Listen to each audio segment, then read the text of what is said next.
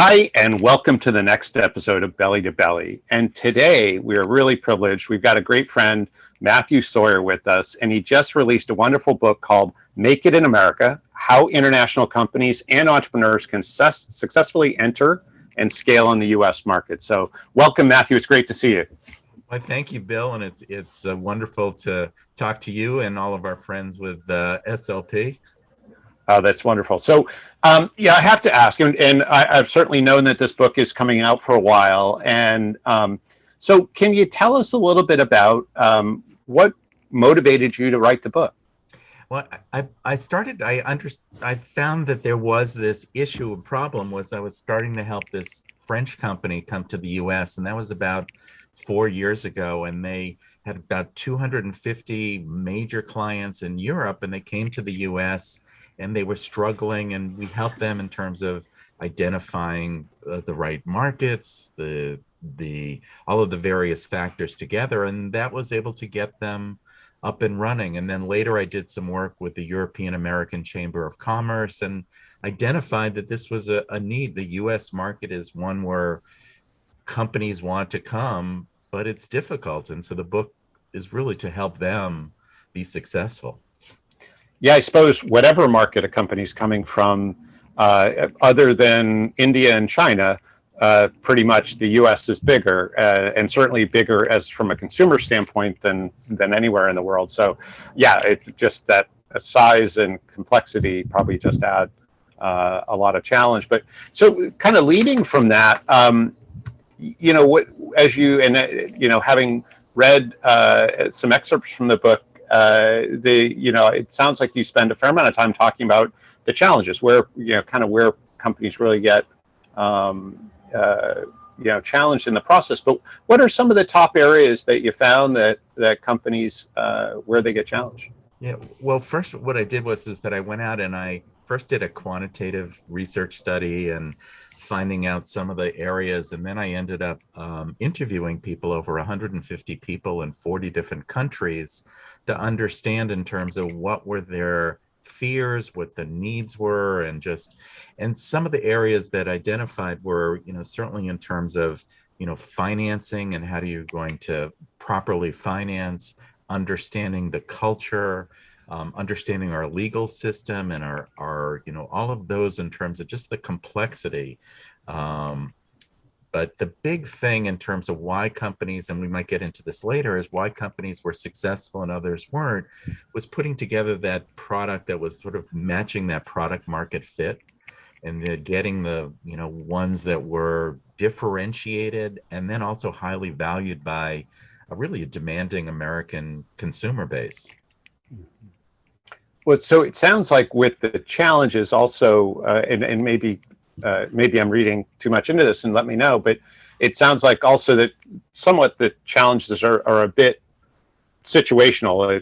What industry are you going into? Some industries in the U.S. are regulated in 50 states. Some are national in terms of their regulation. Some don't have regulation, but the kind of understanding specifically the type of business coming in, what stage they're at, what industry they're in, where they're going to be launching, it sounds like to some degree identifies the specific challenges they're going to have or the things they should be aware of. Yeah, no, definitely. And, to quote one of my heroes in my life, Red Auerbach, who was the coach of the Boston Celtics, who said, there are no rules because every situation is different. But still with that, there's a basic in terms of learning and understanding and even knowing what the right questions to ask are. And so that's what the book tries to identify is that enabling people to sort of enter with eyes wide open. That makes a lot of sense. Well, any Red Auerbach quote is good with me. I grew up north of Boston, so I'm in favor of that. So are there things as you did your research that surprised you, things you didn't expect?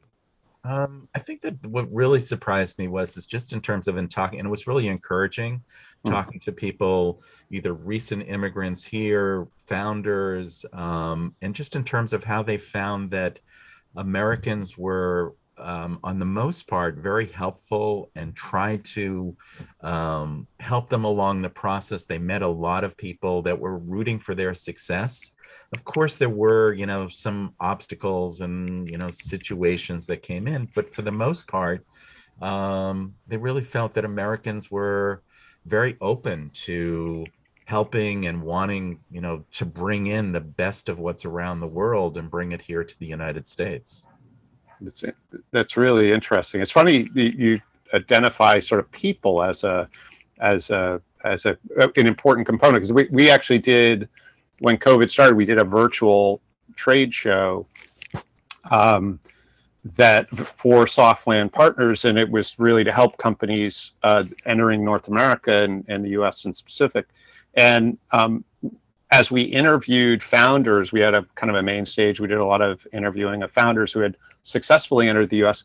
The number one thing, and this is completely unsolicited, but it was about 10 founders that we interviewed. The number one thing they said, 100% of them said that was the kind of key variable in their success was the network they created when they came in. It was the power of the individuals that, whether it was rooting for them, gave them good contacts, good advice, any of those types of things. So it's good to see that those interviews line up with what you found in your research. Yeah, and it sort of goes into the part of the book also talks about culture and different in terms of American culture versus other countries. And one of the things is that we sort of have this win-win mentality, since we want to win, but we also want other people to win too. And, having, people that are come together on that joint venture, is something that that's very true here. So I actually just got an email this morning from somebody in the UK who yesterday I gave them a referral to connect them to a resource. And he said he was so grateful. He said, it's so different in the U.S. He said, I feel like in the U.K. it's like I feel like every day I'm trying to climb Mount Everest, and the example of this simple connection was enough to have him go, okay, maybe it could be different somewhere else. So no, it's always interesting.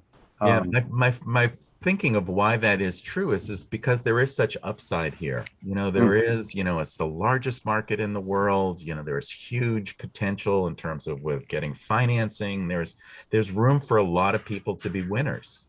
So we don't have that. Certainly it's a competitive market, but we also see that there isn't, that there is this huge upside. We see abundance, I guess. Yeah. So kind of last topic area is around best practices and kind of, are there some conclusions that you're able to draw from the research in terms of, whether it's kind of traits or variables you saw in the successful companies, or, things that you're able to draw that are sort of a pathway for companies coming in to be successful.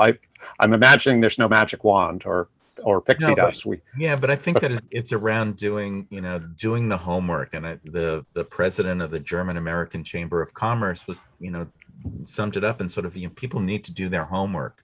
They need to come prepared. One of the things that I worked on with your group, the Softland Partners, was we put together a checklist, which is in the book, and to identify, making sure that you see all of the variables, you anticipate. So that's really critically important. So it's doing the homework, being diligent, making those connections.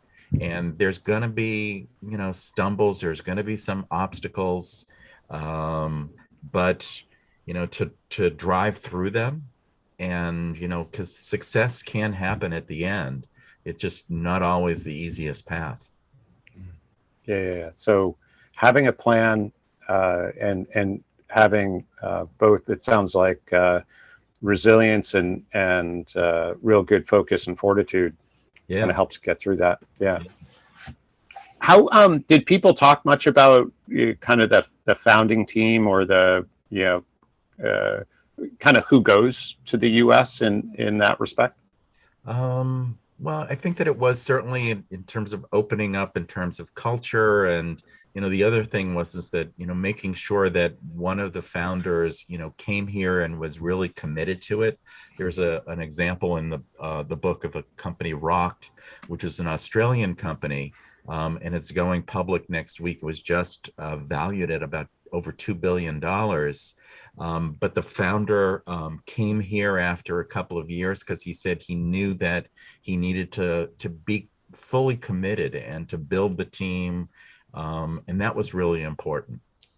That's cool. Yeah, no, we see that all the time as being a key variable, that commitment from the home company. One of the things we see, and I don't know if this came across in your research, but normally we see, and this I think surprises a lot of international companies, but normally we see that by the third year of U.S. market entry, the successful companies, their U.S. operation, U.S. sales are normally larger than everywhere else they are in the world. And obviously that's a very big generalization. We actually have a new client that reached that threshold at the end of their first year. So, I mean, you can kind of go either way, but, and I think, at least from what I've seen, that really surprises companies because they expect that wherever the home office is, will continue to sort of drive the business, and they're not ready for the idea that actually there's sort of the tail is going to have a hard time wagging the dog at a certain point, and